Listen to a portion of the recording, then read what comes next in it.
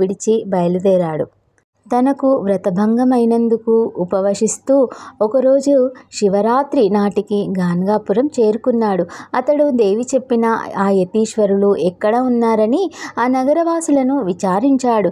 వారు శ్రీగురుడు శివరాత్రికి నిన్నటి దినమంతా ఉపవసించి స్నానానికని సంగమానికి వెళ్లారు, కొద్దిసేపట్లో తిరిగి వస్తారు అని చెబుతున్నారు. ఇంతలోనే ఆ యతిరాజు వస్తుండడం చూసి వారు ఆ కుష్ఠరోగిని దూరాన్నే ఉండమని చెప్పారు. స్వామి మఠంలో ప్రవేశించి తమ స్థానంలో కూర్చోగానే వారి దర్శనానికై ఒక కుష్ఠరోగి వచ్చారని అచ్చటి వారు మనవి చేశారు. అది వినగానే శ్రీగురుడు వాడు సంశయాత్మకుడు అయినప్పటికీ నా ఎదుటకి రమ్మనండి అని చెప్పారు. అది విని నందిశర్మ అడుగడుగుకు సాష్టాంగపడుతూ వారి ఎదుటకు వచ్చాడు. శ్రీ నరసింహ సరస్వతి అతనిని చూసి, ఏమయ్యా, మొదటి దేవిని ఆశ్రయించాక మరలా ఈ మానవ మాతృని దర్శించదేమిటి అనుకుంటూ మా దర్శనానికి వచ్చావేమి? నీకు విశ్వాసం లేకుంటే దేవి ఆదేశిస్తే మాత్రం రావడం ఎందుకు అన్నారు.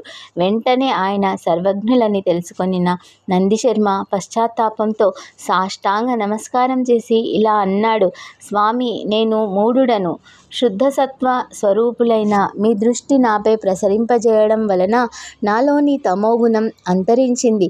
పాపాత్ముడనైన నేను మీరు మాయాతీతులని, సాక్షాత్తు పరబ్రహ్మ స్వరూపులని తెలుసుకోలేకపోయాను. నేడు తమ దర్శనం వలన నా పాపాలన్నీ నశించాయి.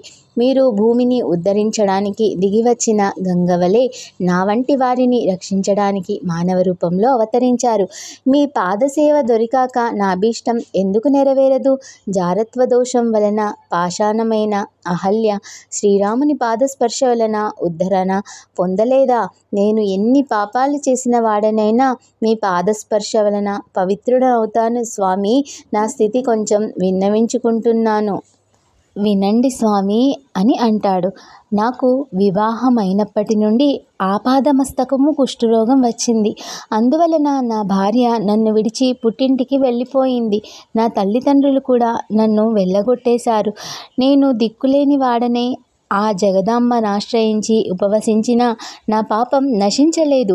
అప్పుడు ఆ తల్లి చెప్పినట్లు చందలేశ్వరిని ఆశ్రయిస్తే నా రోగం తగ్గుతుందని గంపెడాశతో అచ్చటికి వెళ్ళి కఠోరమైన పురశ్చరణ చేశాను. ఆ తల్లి కూడా నన్ను చీదరించుకొని వెళ్ళగొట్టిందే కానీ అనుగ్రహించనే లేదు. నా ముఖం చూసే వారెవరూ లేరు. నేను ఇలా బ్రతుకోవడం కంటే